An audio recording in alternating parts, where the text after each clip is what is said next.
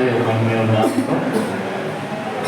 நேற்றைக்கு ரொம்ப சிறப்பாக அந்த கூட்டத்தை நடத்தி கொடுத்த தேவன் நமக்கு உதவியை தந்தார். அல்லேலூயா. அந்த வழிநாளுக்காக தேவனுக்கு நான் நன்றி சொல்கிறேன். ஒருவேளை சில சூழ்நிலைகள் நிமித்தம் வர முடியாத பிள்ளைகள் உண்டு. ஸ்தோத்திரம். வரும் நாட்களே கர்த்தர் அவர்களை கொண்டு வந்து தேவன் தம்முடைய நாமத்தை மகிமைப்படுத்துவாராக. அல்லேலூயா. ஆண்டவருக்கு மகிமை உண்டாகட்டும். ஒரு வசனத்தை நாம் வாசிப்போம். லூக்கா சுவிசேஷ புஸ்தகத்துக்கு நம்ம பரிசுத்த வேதாகமத்தை திருப்பிக் கொள்வோம். ஸ்தோத்திரம். லூக்கா புஸ்தகம் 10வது அதிகாரம் 30ஆம் வசனத்தை நாம் இயேசு பிரதியுத்தரமாக, ஒரு மனுஷன் எருசலேமில் இருந்து எரிகோவுக்கு போகையில் கள்ளர் கையில் அகப்பட்டார். அவர்கள் அவன் வஸ்திரங்களை உரிந்து கொண்டு அவனை காயப்படுத்தி குற்றுயிராக விட்டு போனார். பரலோக பிதாவே, இந்த வசனத்தை அடியுடைய உள்ளத்துல நீங்க போட்டீங்க. ஆண்டவரே, இதை பேசணும்னு நான் நினைக்கல. பரிசுத்த ஆவியானவர் இந்த வசனத்தை இருதயத்துல உணர்த்தினீங்க. உங்களை நம்பி நிற்கிறேன். என்னுடைய டேலண்டோ திறமையோ அந்தப்பா கனவீனன் ஒன்றுக்கும் உதவானப்பா. அந்த ஒரே ஸ்தோத்திரம் நீங்க பலப்படுத்துங்க. என்னை மறைத்து நீங்க வெளிப்படுங்க. சுயமாகவோ மாமிசத்தில் இருந்தோ சொந்தமாகவோ கற்பனை மூலமாக கூட ஒரு வார்த்தையும் பேசிவிடாதபடி பரிசுத்த ஆவியானவர் என்னை கண்ட்ரோல் பண்ணி நீங்க பேசும்படி எங்களை நான் நினைக்கிறோம், வாழ்த்துகிறோம். கர்த்தர் என்னோடு எங்களோடு பேசுங்க. எங்கள் இருதயமும் எங்கள் செவிகளும் இயேசுவின் நாமத்தில் விருத்த சேதனமடைகிறது. இயேசுவின் மூலமாய் ஆண்டவரே, இந்த வசனத்துக்கு விரோதமாய் போர் செய்கிற கிரியை செய்கிற அந்த கால ஈன லோகாதிபதியுடைய கிரியைகள், பிரபஞ்சத்தின் ஈன லோகாதிபதியுடைய வல்லமைகளை நசரேயனாகிய இயேசு கிறிஸ்துவின் அதிகாரம் சிறை பிடிக்கிறது எல்லாம் அழிந்து போகும். ஜனங்களுடைய இதயங்கள் திறக்கப்பட இயேசுவின் மூலமாய் கேட்கிறோம் பிதாவே. அல்லேலூயா. இயேசு பிரதியுத்தரமாக, ஒரு மனுஷன் எருசலேமில் இருந்து எரிகோவுக்கு போகையில் கள்ளர் கையில் அகப்பட்டார். அல்லேலூயா. எங்க இருந்து எங்க போறாரு? எருசலேமில் இருந்து எரிகோவுக்கு போகையில். பல முறை இந்த சம்பவத்தை நாம் வாசித்திருக்கிறோம். ஆனால் நேற்றைக்கு நான் இதை வாசித்துக் கொண்டிருக்கும் பொழுது எனக்கு ஒரு காரியம் இருதயத்திலே வந்து நான் யோசித்து பார்த்தேன். எருசலேமிலிருந்து எரிகோவுக்கு அந்த ஒரு மனுஷன் தான் போயிருப்பானா? சொல்ல மாட்டீங்களே, சொல்லுங்க. நிறைய பேர் போயிருக்க வாய்ப்பு இருக்குது. ஒருத்த மட்டும் போயிருக்க வாய்ப்பு இல்லை. உண்மையா இல்லையா? அல்லேலூயா. ஆனா இவனை மட்டும் யார் பிடிச்சுக்கிட்டா? அட சொல்ல மாட்டீங்களா? அந்த நாட்களிலே எரிகோ பட்டணம் என்பது ஒரு மிகப்பெரிய ஷேர் மார்க்கெட் மாதிரி. அதாவது எருசலேம் நகரம், அதை சுற்றி இருக்கிற எல்லா பகுதிகள், கிராமங்கள், அதை சுற்றி இருக்கிற மக்கள் எல்லாருமே போய் எந்த பொருளையும் விற்கணும் அப்படின்னாலும் வாங்கணும்னாலும் ஒரு பெரிய மிகப்பெரிய மார்க்கெட்டு சந்தையாக விளங்கினது எது? சொல்ல மாட்டீங்களே, எரிகோ. அதனால நிறைய மனிதர்கள் அங்க போவாங்க, வருவாங்க. புரியுது உங்களுக்கு நான் சொல்றது?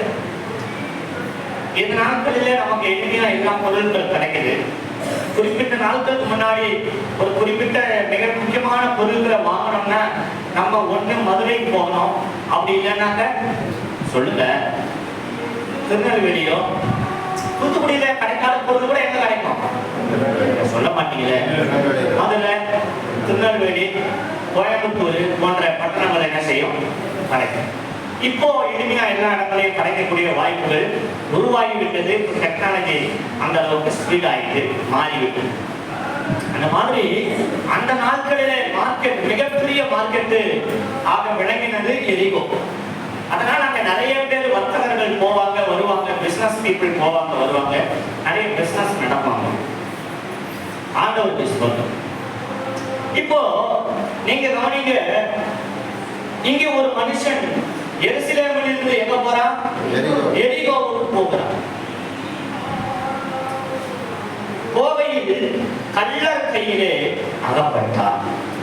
அவர்கள் அவன் வஸ்திரங்களை உரிந்து கொண்டு அவனை காயப்படுத்தி குற்றுயிராக விட்டு போனார். இன்னைக்கு நான் உங்களுக்கு பேச வந்த கருடைய வார்த்தை எருசலேமிலே இரு. எருசலேமிலே இரு. இதுதான் என்னுடைய செய்தியினுடைய தலைப்பு. அல்லது எருசலேமிலிருந்து அல்லது எருசலேமை விட்டு போகாத, எப்படி வேணாலும் நீங்க எழுதிக்கலாம். எருசலேமிலேயே இரு, அப்படி இல்லையா எருசலேமை விட்டு போகாத என்பதுதான் என்னுடைய செய்தியினுடைய தலைப்பு. ஆண்டவருக்கு ஸ்தோத்திரம். எருசலேம் மகாராஜாவின் நகரம். மகாராஜாவின் நகரம். எருசலேம் தேவனுடைய ஆலயம் இருக்கிற இடம். தேவனுடைய ஆலயம் இருக்கிற இடம். தேவனுடைய வார்த்தைகள் கிடைக்கிற இடம். தேவனுடைய அந்த நாட்களில் கர்த்தருடைய வார்த்தை அபூர்வமா இருந்துச்சு. அல்லேலூயா. ஆண்டவர் எப்பமாவது ஒரு காரணம் பேசுவார் தீர்க்கதரிசிகள் மூலமா, ஒரு குறிப்பிட்ட தேவனுடைய மனிதர்கள் மூலமா பேசுவார். சரிங்களா? இப்ப மாதிரி கிடையாது. அப்போ அந்த நாட்கள்ல கர்த்தர் எப்பமாவது ஒரு முறைத்தான் என்ன செய்வார்? ஜனங்களுக்கு சில தேவ மனிதர்கள் மூலமாய் தீர்க்கதரிசிகள் மூலமாய் பேசுவார். கர்த்தருடைய வார்த்தைகள் அபூர்வம். ஆண்டவர் விசுவாசம். அருமையான கர்த்தருடைய பிள்ளைகளே, அந்த மாதிரி எருசலேமிலே தேவாலயம் அந்த நாட்களிலே கட்டப்பட்டு இருந்துச்சு. சரி, இப்போ புதிய ஏற்பாடு பார்க்கணும். இப்போ ஸ்தோத்திரம்.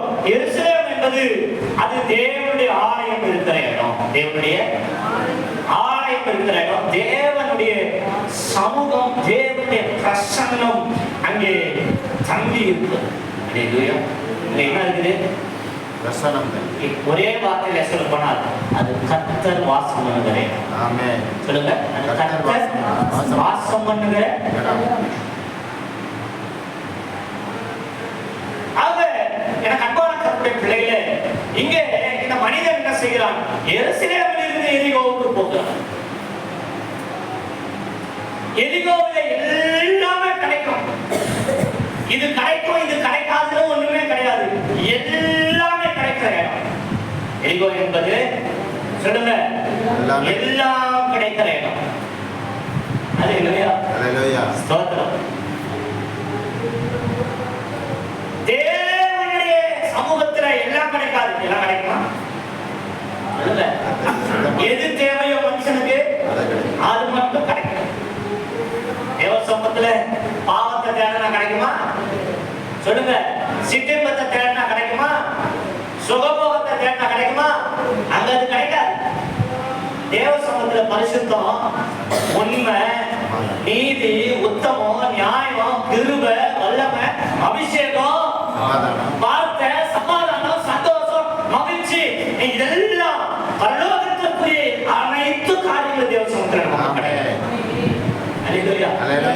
ஆனா எரிகோ அப்படி இல்ல, அங்க எல்லாமே கிடைக்கும்.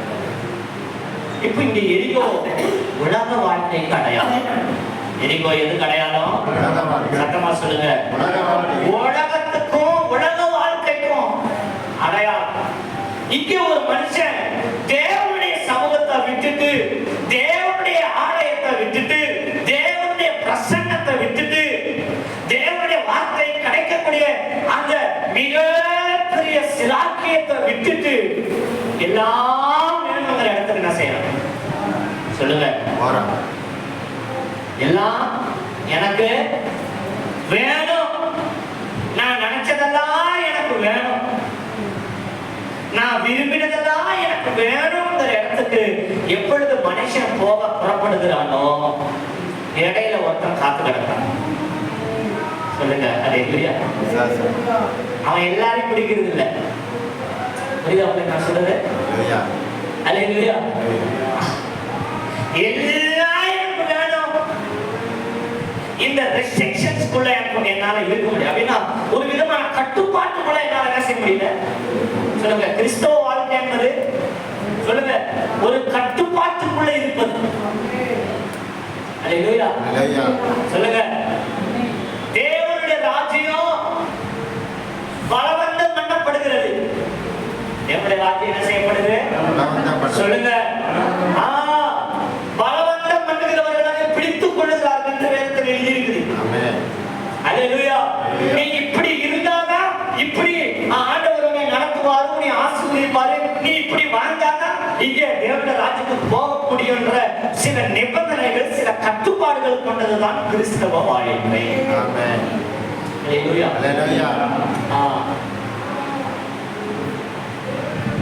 ஆக என் அன்புக்குரிய கர்த்தருடைய பிள்ளைகளே, இன்னைக்கு மனிதன் என்ன நினைக்கிறான்னா இந்த ரெஸ்ட்ரிக்ஷனுக்குள்ள என்னால என்ன செய்ய முடியும், இந்த கட்டுப்பாட்டுகளுக்குள்ள என்னால இயங்க முடியல, நான் கொஞ்சம் ஃப்ரீ பேர்டு தான் இருக்கணும்னு நினைக்கிறேன். ஒரு ஃப்ரீ பேர்டு, ஒரு சுதந்திர பறவையா நான் பறக்கணும்னு நினைக்கிறேன் என்ன சொல்லி கர்த்தருடைய பிரசன்னத்தை, கர்த்தருடைய சமூகத்தை, தேவனை அல்லது தேவனுடைய வார்த்தை கிடைக்கிற இடத்தை, தேவனுடைய கிருபை கிடைக்கிற இடத்தை, தேவனுடைய ஆலயத்தை எருசலேமை விட்டுட்டு கொஞ்சம் வெளியே போனாலே நடுவுல ஒருத்தன் கள்ளன். சொல்லுங்க, ஹல்லேலூயா. உனக்கு வேற என்ன சொல்லுது? கள்ளன் திருடவும் சொல்லுங்க கொல்லவும் அழிக்கவும் வருகிறான் என்று வேணும் சொல்லுது. திருடவும் அழிக்கவும் கொல்லவும் வருகிறான். திருட வேற, திருடுறது, அழிக்கிறது, கொல்லுறது. ஆண்டவருக்கு ஸ்தோத்திரம். ஆக கள்ளக்கையிலே இவன் அகப்பட்டு கொண்ட உடனே அவர்கள் அவன் கிட்ட இருந்து எடுத்துக்கிட்ட முதல் காரியம் என்ன சொல்லுது? வஸ்திரங்களை. வஸ்திரமா வஸ்திரங்களை? வஸ்திரங்களை.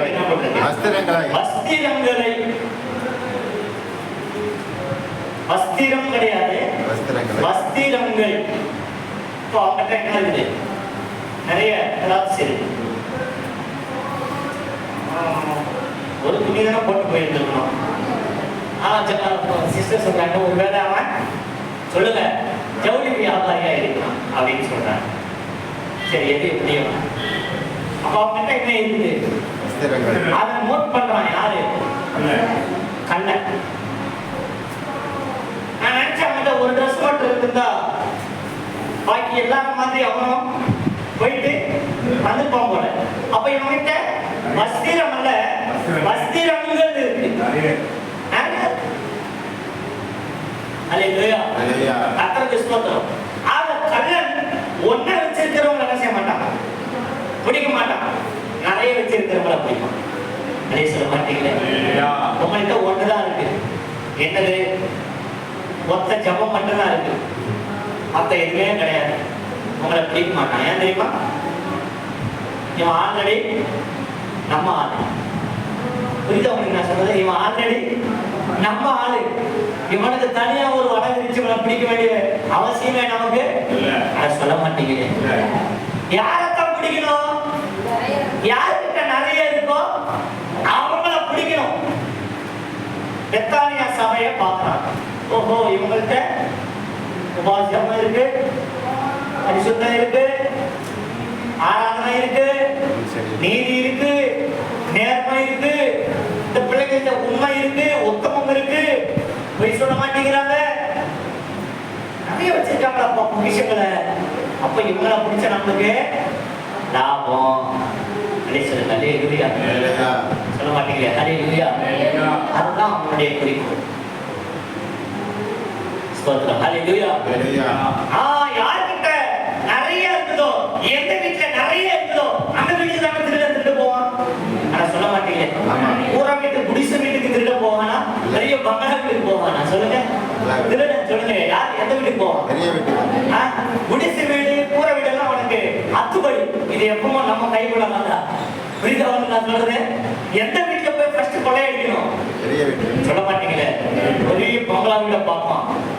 அங்க போனாங்க நிறைய பொக்கிஷங்கள் இருக்கும், விலை உயர்ந்த பொருட்கள் இருக்கும், விலை உயர்ந்த ஜாமான்கள் இருக்கும். அதை திருடிட்டு வந்துடணும் அப்படின்னு அவன் என்ன செய்வான்? நேரத்தை பார்த்து ஸ்தோத்திரம், அந்த ஆள் வெளியே வரத பார்த்து என்ன செஞ்சிருவான்? டக்குன்னு உள்ள நுழைஞ்சிருவான். நான் சொன்னது ஆளுக்குள்ளேயும் நுழையுமா, வீட்டுக்குள்ளேயும் நுழையுமா? அதே சொல்ல மாட்டீங்க.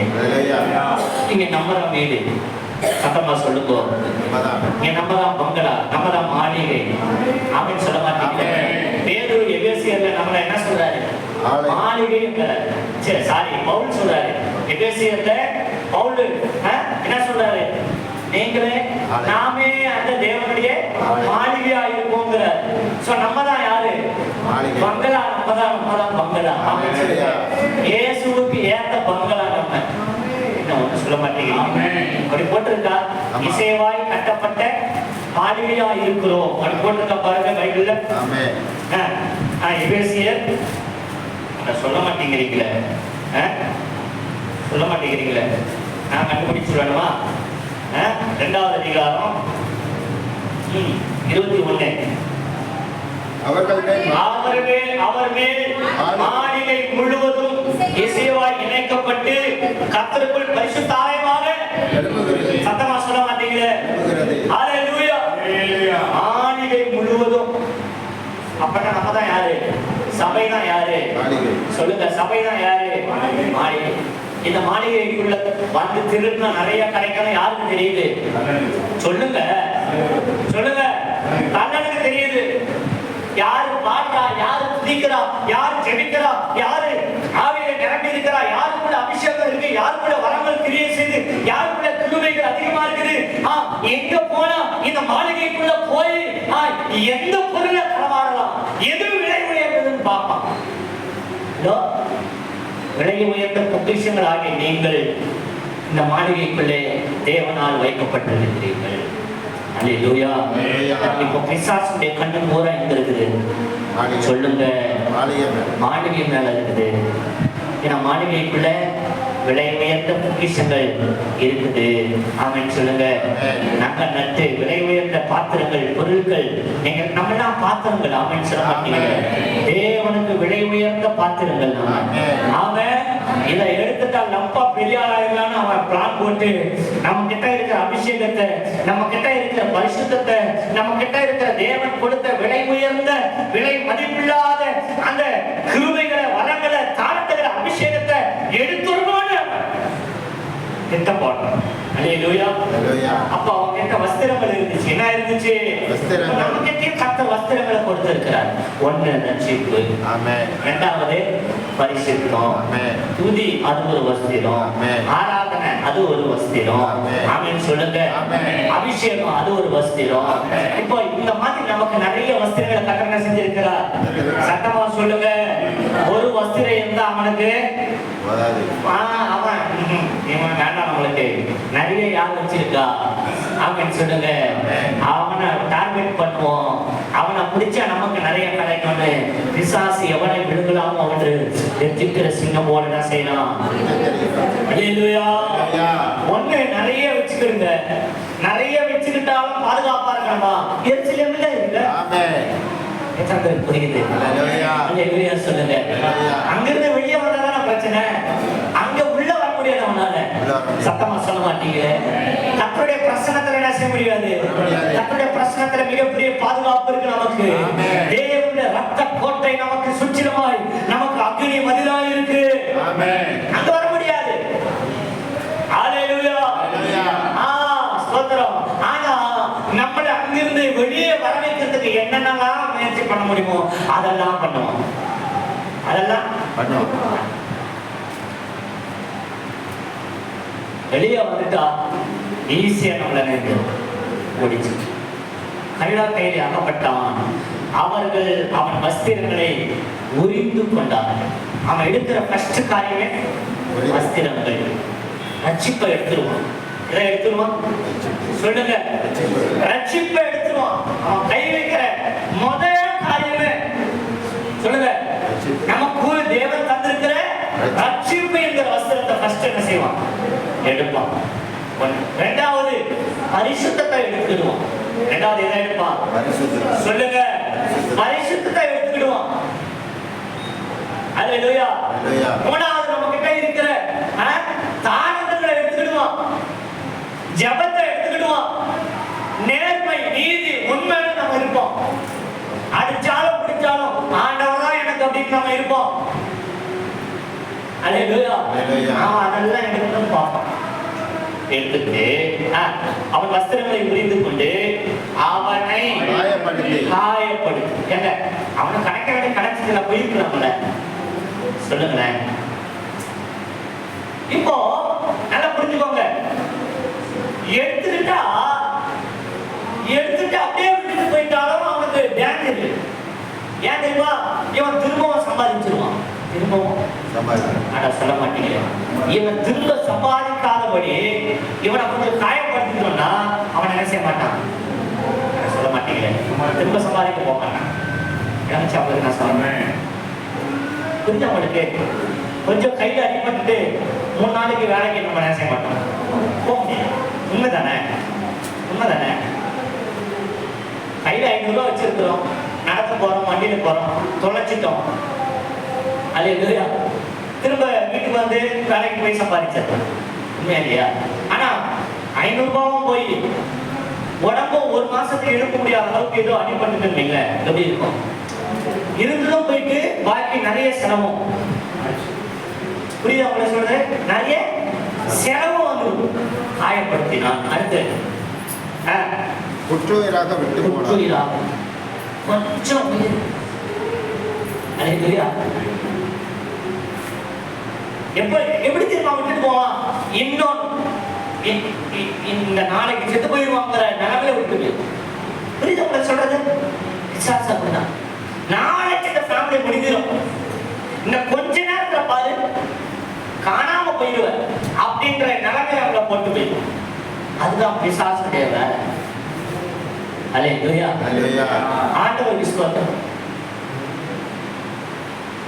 3 பேர் வந்தாங்க. எத்தனை பேரு? ஃபர்ஸ்ட் வந்தது யாரு?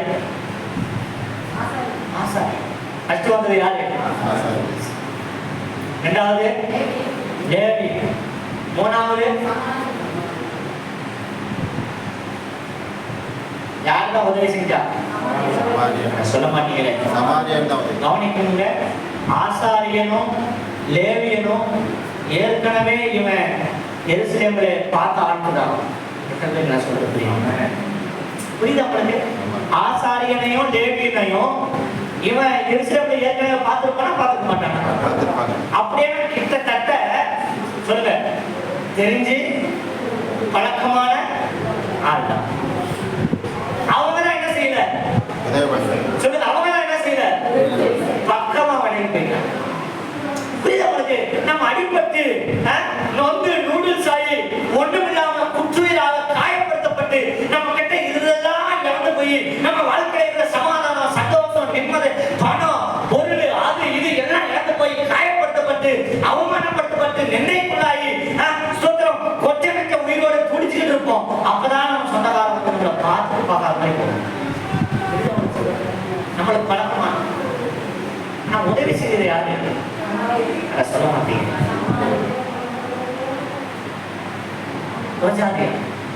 சமாரியா எருசலேமுக்கும் சமாரியாவுக்கும் சம்மந்தமே. அல்லேலூயா. அந்த ஊர்ல இருந்து ஒருத்தன் வந்து உதவி செய்ய. கர்த்தருக்கு ஸ்தோத்திரம். ஆசாரியன், லேவியன் இவங்க எல்லாம் நியாயப்பிரமாணம் தெரிஞ்சவங்க. சோ அவங்களுக்கு நியாயப்பிரமாணம் உதவி செய்யல. அந்த அந்த காயப்பட்டவனுக்கு எது உதவி செய்யல? நியாயப்பிரமாணம் உதவி செய்யல. உதவி செஞ்சா இல்ல. அல்லேலூயா. ஆக அவனுக்கு உதவி செஞ்சது யாரு? சொல்லுங்க.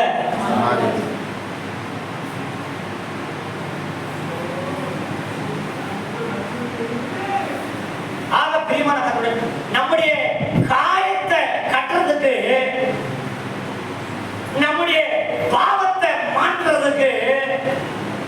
நியாயப்பிரமாணம் ஒண்ணு செய்ய நியாயப்பிரமாணம் தண்டிக்கக்கூடியது. நியாயப்பிரமாணம் எதுங்க? சத்தமா சொல்லுங்க.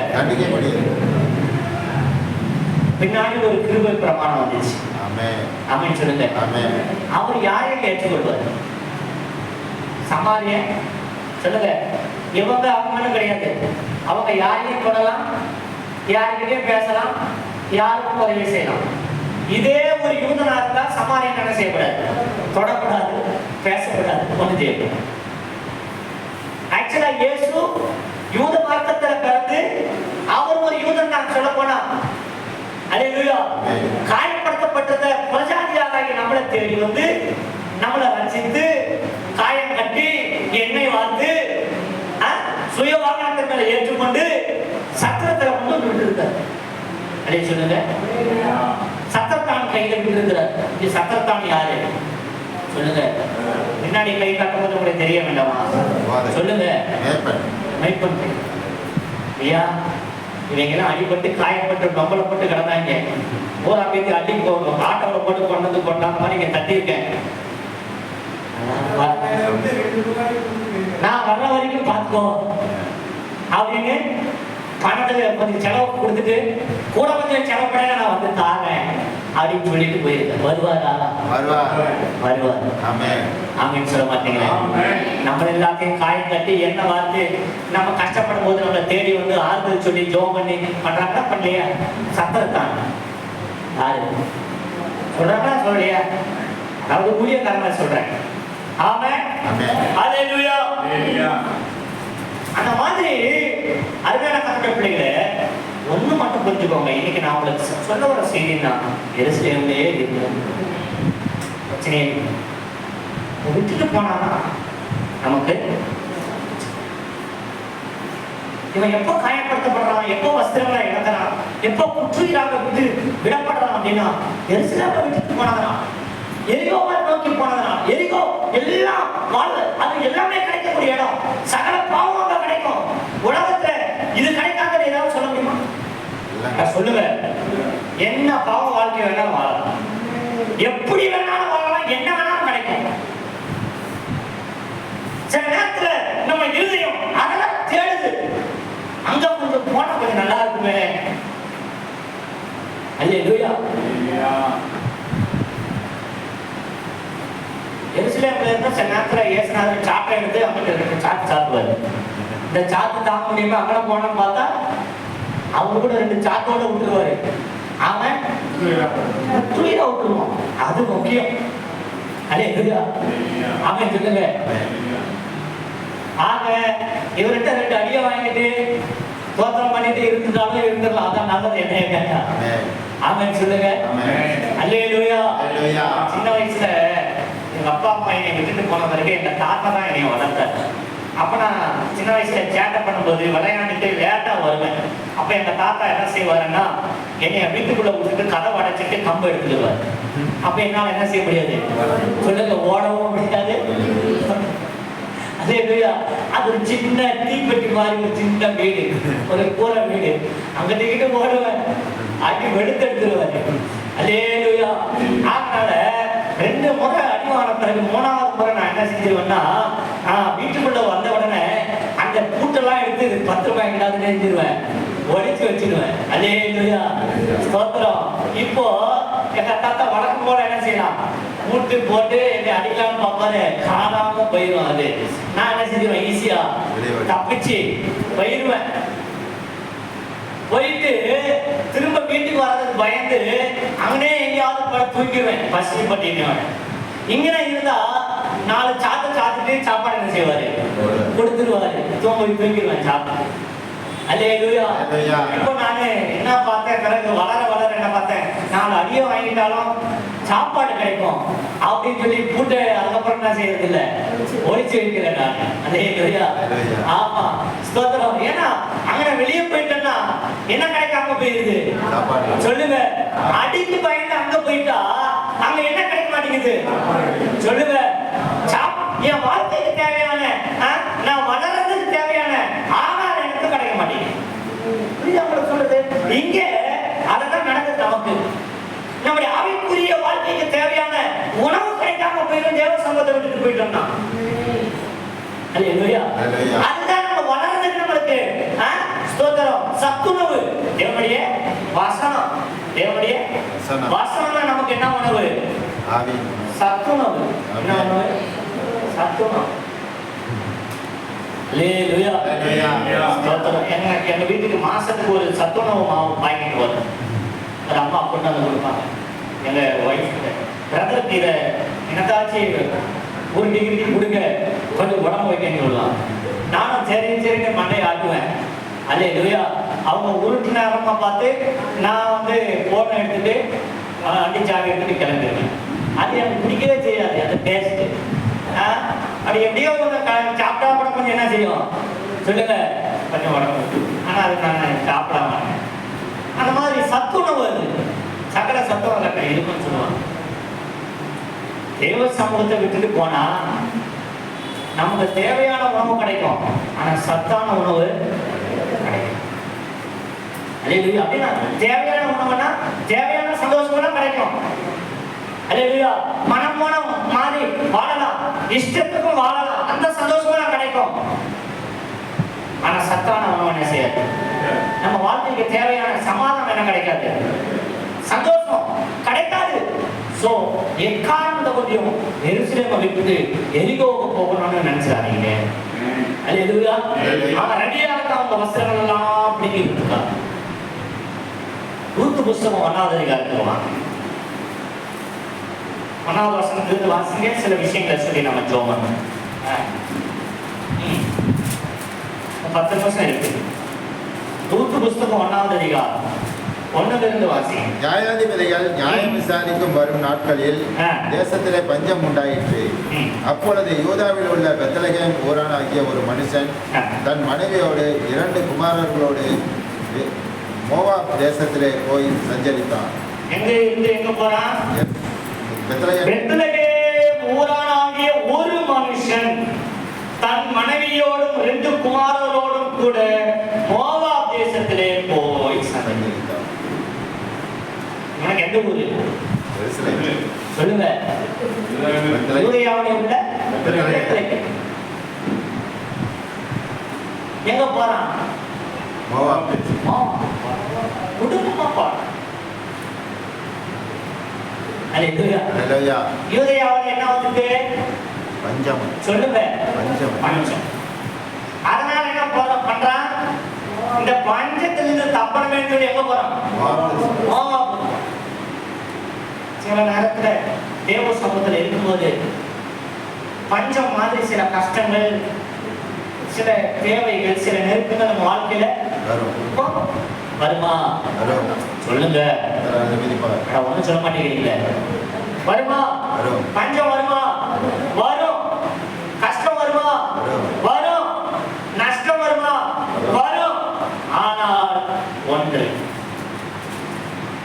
அந்த பஞ்சத்திலிருந்து தேவன் தம்முடைய ஜனங்களை மீட்டுக் கொள்ளும்படி தேவ ஜனங்களை கர்த்தர் சந்திப்பார். அவர்களுக்கு ஆகாரம் அருள்வார் என்பது நிச்சயம்.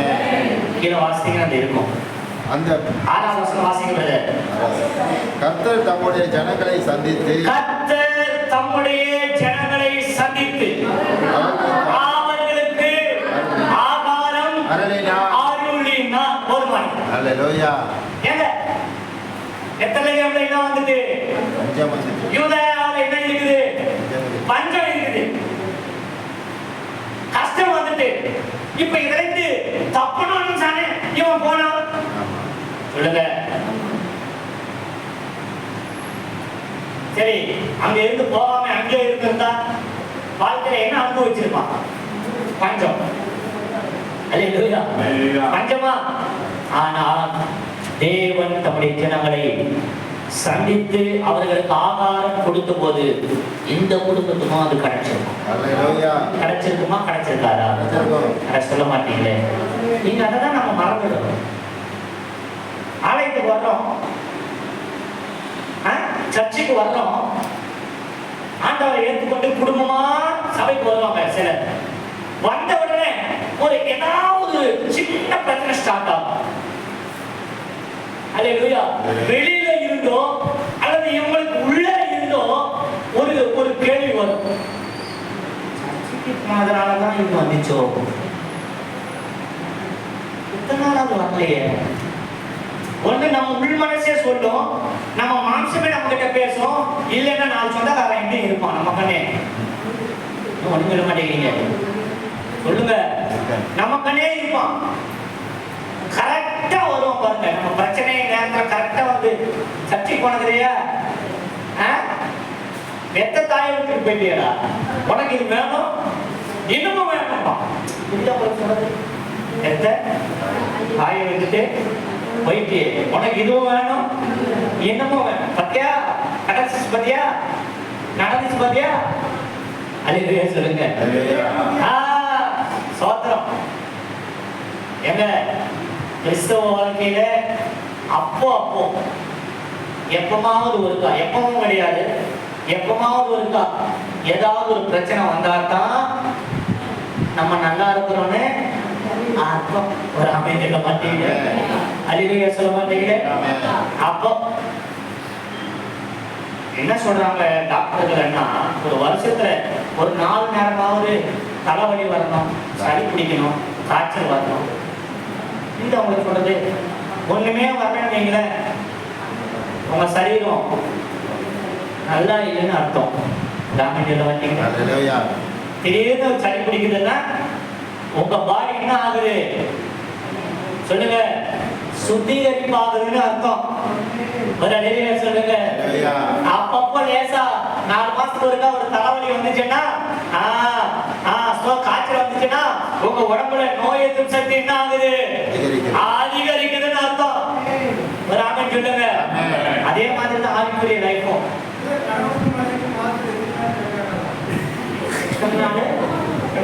இன்னைக்கு சொல்ல மாட்டேன், எங்க அத்தை இல்லை,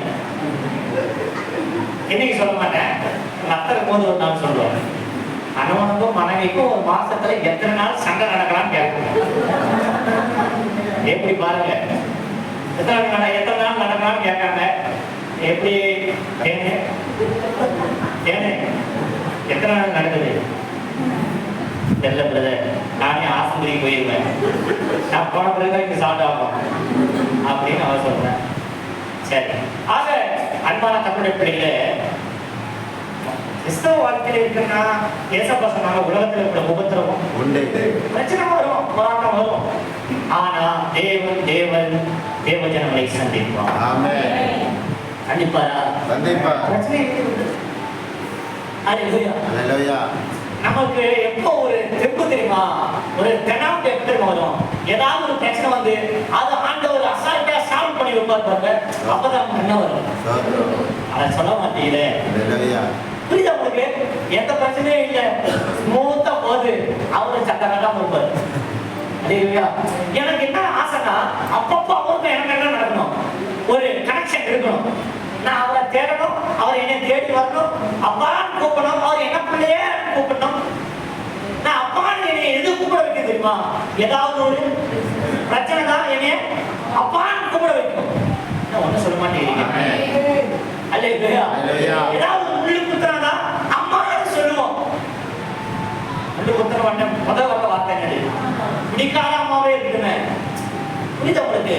முள்ளு குத்துறவன என்ன வார்த்தை தான் வருது, எல்லாரும் வாழ்க்கையில என்ன வார்த்தை வருது சொல்லுங்க. அவங்களுக்கு அம்மாவை சுத்தமா பிடிக்கவே பிடிக்காது. ஆனா ஒரு முள்ளு குத்துறவனே அவங்கள அறியாமல என்ன வார்த்தை வந்தது, அம்மான்னு வருது. அப்பான்னு வந்தா சொல்ல மாட்டீங்களே, வருதா? இயேசுவே, அம்மா அங்க இருக்காங்களோ, சரி அதனால. ஆக அருமையான கர்த்தருடைய பிள்ளைகளே, அப்போ ஏதாவது ஒரு சின்ன முள்ளு, ஏதாவது ஒரு சின்ன பிரச்சனை அது வந்து நம்மள லேசா அப்படி தொடரும்போது, அப்போ நம்ம அப்பான்னு கூடுவோம் இல்லையா? குடும்பமா போட மாட்டோம். அதுக்காண்டியாவது சில காரியங்களை தேவன் அப்பப்போ என்ன செய்வோம் லேசா நம்ம வாழ்க்கையில. பைபிள்ல பிரச்சனையே இல்லாம வாழ்க்கையை முடிச்சவங்க ஒரு ஆள் மட்டுமே பிரசந்த முடிச்சது இல்ல.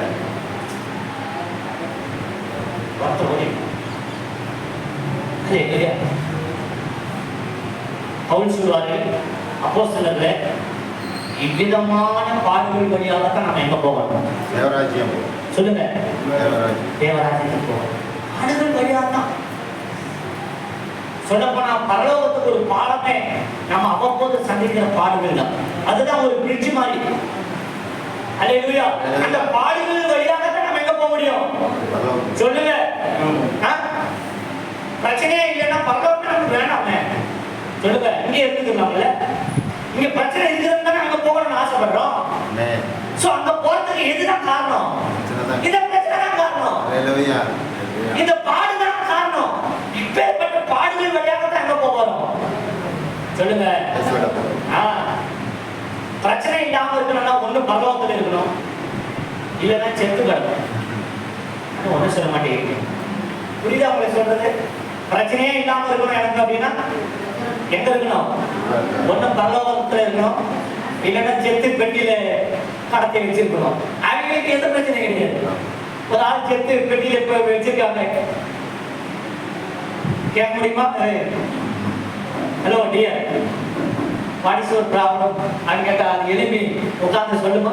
இல்ல, my problem is my wife. அல்லேலூயா, அல்லேலூயா, ஸ்தோத்திரம். அப்படி சொல்லிட்டா இந்த வைஃப் நைஃபை எடுத்துட மாட்டா. புரியல சார், என்னம்மா சொல்லுங்க?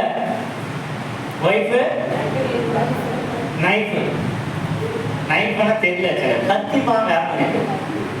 அல்லேலூயா. அதுக்கப்புறம் லைஃப்.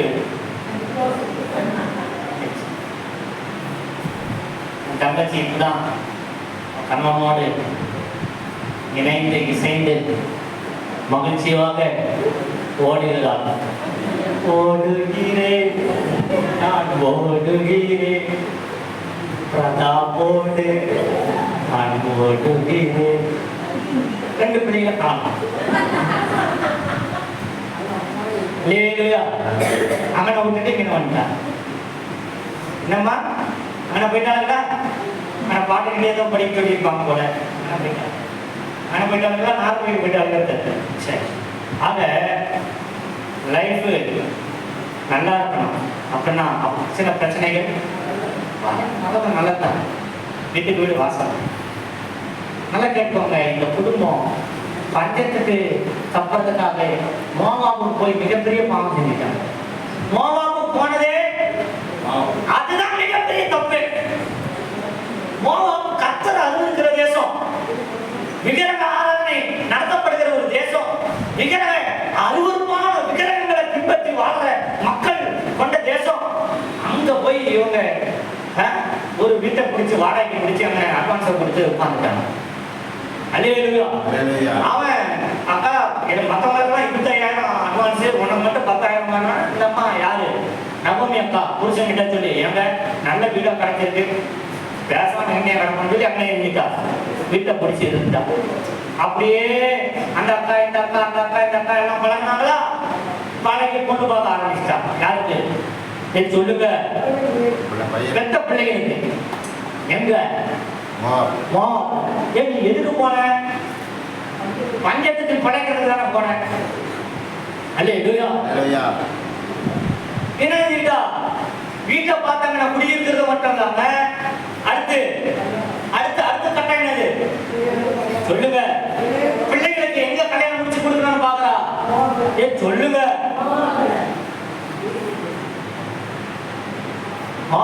போன ஸ்டார்டிங்ல பெரிய அடி விழுந்துச்சு. பிள்ளைகளை கல்யாணம் முடிச்சு கொடுத்தா பிள்ளைங்க இப்ப தேவன் தேவ ஜனங்களை சந்தித்து ஆகாரம் கொடுத்தாருன்ற செய்தியை கேட்ட உடனே 2 பெருமக்குமார்களை ஆளுக்கு ஒரு கையில பிடிச்சிட்டு போறாங்க. எங்க பெத்தலேக்கு போயிடுவோம் இனியாவது அப்படி சொல்லி போறாங்க. அல்லேலூயா. அது சொல்லுவா, நான் சந்தோஷமா போனேன், கத்தரனே கசப்பா கூட்டு வந்துட்டாரு. அல்லேலூயா. போகும்போது எப்படி போனேன்? பஞ்சம் தானே போனேன். அல்லேலூயா. ஆக்சுவலி அது கசப்பு தானே உனக்கு? இல்லை, நான் சந்தோஷமா தான் போனேன். அப்போ சந்தோஷம் ஆவிக்குரிய வாழ்க்கையில உள்ளார்ந்த வாழ்க்கையில இருந்திருக்குது. இவங்க மாம்சத்துக்குரிய தேவைகள் சந்திக்கப்படுறதுக்காக தான் எங்க போனாங்க? நீங்க நிறைய நம்ம வாழ்க்கையில நம்ம செய்யற தவறுகள் அதுதான். நம்முடைய மேலோட்டமான தேவைகளை, மாம்சத்துக்குரிய தேவைகளை, மாம்சத்துக்குரிய ஆசைகளை நிறைவேற்றி கொடுத்ததுக்காக தான் உலக மக்களை நாடி போயிடுறோம். அதனாலதான் சிக்கிக்கிறோம். அதனாலதான் ஆவிக்குரிய மரணங்கள் நடக்குது. சொல்லுங்க, இந்த மரணங்கள் நம்ம நல்லா தான் இருப்போம். கர்த்தர் வருகை வரைக்கும் இந்த பூமியில நம்ம வாழ்க்கை தேவன் நியமிச்ச வரைக்கும் நீங்க சுகமா சந்தோஷமா குடும்பத்தோடு பிள்ளைகளோடு மகிழ்ச்சியா இருப்பீங்க. அதுல எந்த வித மாற்றம் இல்லை. ஆனா நம்முடைய ஆவிக்குரிய மனுஷனை நம்ம சாகடிச்சு வாழ ஆவிக்குரிய மனுஷன் செத்து போயிடும்.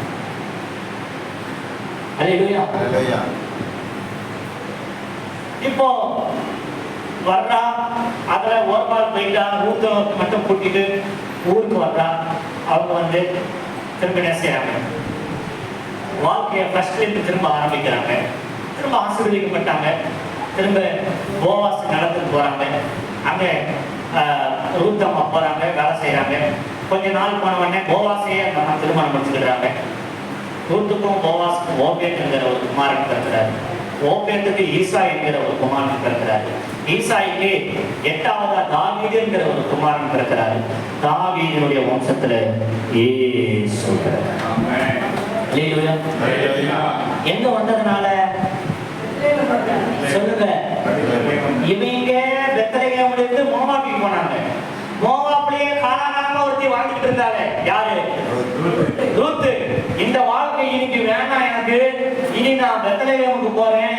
தேவ சமூகத்துக்கு உன்னுடைய தேவனே என்னுடைய தேவன், இனி தேவ சமூகத்துல தான் நான் இருப்பேன், கர்த்தருடைய பிரசன்னத்துல நான் இருப்பேன், வாழ்ந்தாலும் செத்தாலும் இனி அங்கு நான் இருப்பேன்னு தன்னை அர்ப்பணிச்சு தான் வீடு வேண்டாம், சொந்தம் வேணாம், பந்தம் வேணாம், உலகம் வேண்டாம், உலக சிற்றின்பங்கள், உலக ஆசைகள் எதுவுமே வேண்டாம் அப்படின்னு சொல்லிட்டு எல்லாத்தையும் வெறுத்து தள்ளிட்டு இயேசு மட்டும் போதும் வந்தாரு.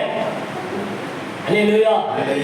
இயேசு பேருக்கு முன்னாடி இவ பேர் வந்து அல்லேலூயா அப்படின்னு சொல்ல மாட்டேன். அல்லேலூயா. ஸ்தோத்திரம். வந்துட்டா வரலையா? சொல்லுங்க, வந்துட்டா வரலையா? மாம்சத்தின்படி ஏசனாது ரூத்துவை எப்படி கூப்பிடணும்னா பாட்டி, ஏ பாட்டி அப்படின்னு கூப்பிட்டு சொல்லுங்க. அவ்வளோ பெரிய சாக்கியம் நம்ம அம்மாவுக்கு கிடைச்சு. ஆனா இந்த அம்மாவுக்கு என்ன கிடைச்சு? நகோமி அம்மாவுக்கு இங்கிருந்து அங்க போனாங்களே, புருஷன் போயிட்டா. நகோமி சாப்டர் அதோட முடிஞ்சு. ரூத்து சாப்டர் இன்ன வரைக்கும் நம்ம பேசுறோம். இன்னொரு 1000 வருஷம் இந்த உலகம் இருந்தாலும் பேசப்படும். புரியுதா சொல்றது உங்களுக்கு? அதுதான் உலக வாழ்க்கையிலிருந்து பரிசுத்தத்துக்குள்ள தேவ சமூகத்துக்குள்ள வரும்போது அவர்களுடைய வாழ்க்கை இந்த உலகம் இருக்கிற வரைக்கும் பேசப்பட்டு கொண்டே இருக்கும். ஒரு மனுஷன் தேவ சமூகத்தை விட்டுட்டு உலகத்துக்குள்ள போயிட்டான்னா அவனுடைய சாப்டர் அவ்வளவுதான், மறக்கப்பட்டு போயிடும். அல்லேலூயா. அதனால எருசலேமை விட்டு என்ன செய்யாதீங்க, தேவ சமூகத்தை விட்டு என்ன செய்யாதீங்க, ஒரு நாளும் போயிடாதீங்க. பிரச்சனை இருக்குதுன்னு போயிடாதீங்க, மனம் போல வாழ நினைச்சு போயிடாதீங்க, இஷ்டத்துக்கு இருக்கணும்னு நினைச்சு போயிடாதீங்க. வாழ்வானாலும் சாவானாலும் இங்கேயே இருந்து வாழ்ந்து பழகுங்க. ஒரு நாளில் ஒரு நாள் உங்களுக்கு ஆகாரத்தை கொடுக்கும்படி, அப்படியானால் உங்கள் தேவைகளை சந்திக்கும்படி, உங்களை ஆசீர்வதிக்கும்படி உங்கள் தேவன் ஒரு நாள் உங்களை சந்திப்பார். அல்லேலூயா. அல்லேலூயா. அல்லேலூயா. ஆபிரகாம் அவன் இருந்த இடத்துல பஞ்சம் வந்துட்டு எங்க போயிட்டான்? எகிப்துக்கு போயிட்டான். போனா போகலையா? ஏன் சொல்லுங்க, போனா. கடைசிக்கு என்ன ஆயிட்டு? மனைவியையே இழக்க வேண்டிய சூழ்நிலைக்கு வந்துட்டு தலைக்கு நிச்சயமா வந்தது பிரச்சனை. ஏதோ தேவன் குறுக்கிட்டதுனால 3 அளவில் என்ன செஞ்சா? ஆபிரகாமுடைய மனைவி தப்பிக்கும். She is very beautiful. ரொம்ப அழகானவளா, சாதாரணமா. அதனால நாட்களில். அல்லேலூயா. அல்லேலூயா.